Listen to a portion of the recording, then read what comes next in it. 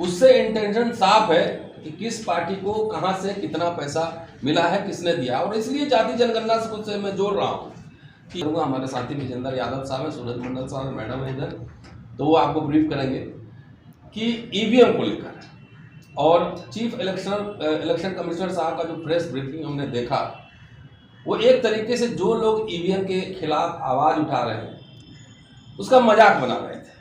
तो मैंने उनका पूरा एजुकेशनल क्वालिफिकेशन चेक किया, तो गूगल पे, विकिपीडिया पे अवेलेबल है। चीफ इलेक्शन कमिश्नर साहब भी कोई ऐसा नहीं कि कंप्यूटर साइंस में पीएचडी हैं और अमेरिकन यूनिवर्सिटी में कहीं पढ़ा रहे हों कि उनको कंप्यूटर के बारे में या मशीन के बारे में सब आइडिया हो। बीएससी हैं, लॉ ग्रेजुएट हैं, डिप्लोमा है और एक डिग्री और है, कोई मैनेजमेंट का डिग्री। और इस तरह कह रहे थे कि सुप्रीम कोर्ट ने याचिका खारिज कर दी है, हाई कोर्ट ने जुर्माना लगाया है। तो मैं उनसे आग्रह के साथ ये पूछना चाहता हूँ, क्या एक बार जो जजमेंट आ जाता है वो जजमेंट बदलता नहीं? क्या जुडिशियल रिव्यू नहीं होता है? क्या सुप्रीम कोर्ट में ही जो आदेश पारित होता है उसको फिर निरस्त नहीं होता है, उसका रिव्यू नहीं होता है? सब होता है। सबसे बड़ी बात है कि मशीन की बात है।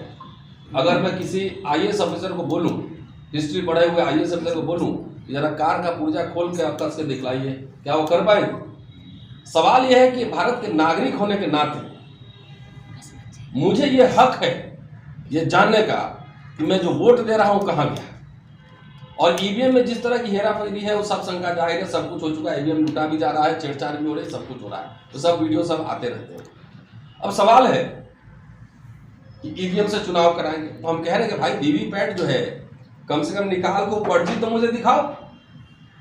कि पर्ची देखेंगे और मान लिया गलती से जिसको मैं वोट देना चाह रहा था कि उसको नहीं दिया, तो मैं पर्ची फाड़ सकता हूँ ना, अपना इनवैलिड कर सकता हूँ वोट। ये पर्ची दीजिए कि मैं देख लिया कि मैंने इसको वोट दिया है, उसको डब्बा में डालेंगे, वीवीपैट काउंट कीजिए।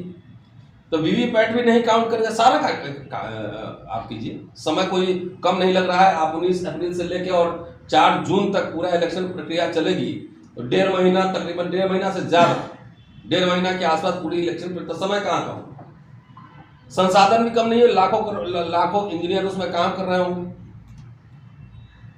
कोई संसाधन की बात नहीं है। और हम लोग हड़बड़ी में नहीं है भाई। अगर मान लो टाइम भी लग रहा है तो 10 दिन बाद ही अगर रिजल्ट आएगा तो केयरटेकर गवर्नमेंट चलाएगी सरकार, 10 दिन बाद देख लेंगे।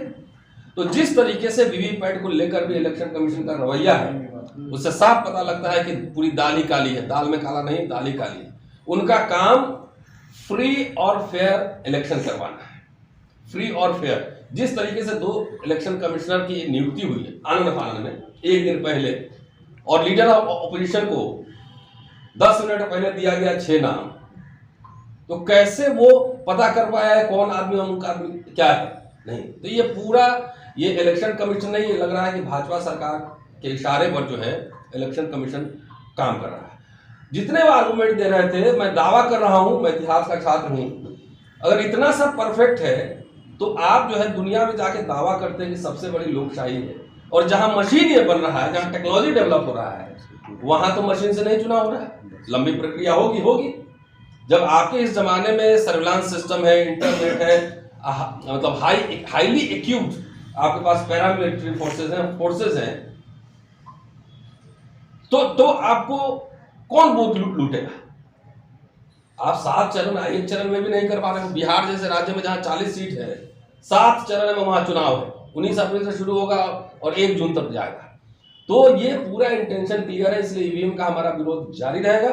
हम लोग लगातार इस पर सवाल उठाते रहेंगे कि कम से कम फिलहाल वीवीपैट हमारी पूरी गिनती हो और हम लोग को वीवीपैट पर्ची मिले। वोट है मदर ऑफ डेमोक्रेसी।